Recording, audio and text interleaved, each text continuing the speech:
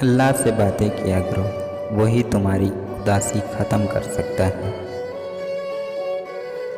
مخلص دوست اللہ کی بہترین نعمت ہے۔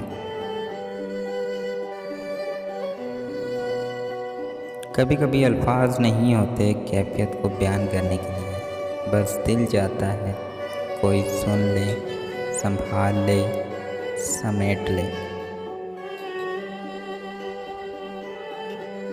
اور پھر میرے بابا نے کہا، بیٹا مضبوط بنو، ماں باپ رحم کھا لیتے ہیں مگر یہ دنیا والے نہیں۔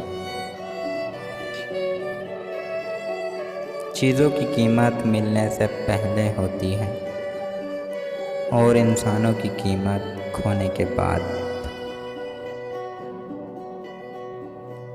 صرف ہاتھ ہی نہیں، الفاظ بھی سہارا بنتے ہیں۔ جہاں ہاتھ نہ پکڑ سکیں وہاں الفاظ سے تھام لیا کریں۔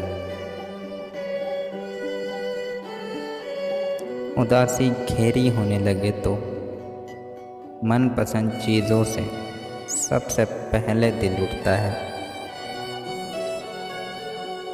زندگی کا فیصلہ بھی کتنا عجیب ہے نا، کرتی نہیں سال گزر جاتے ہیں،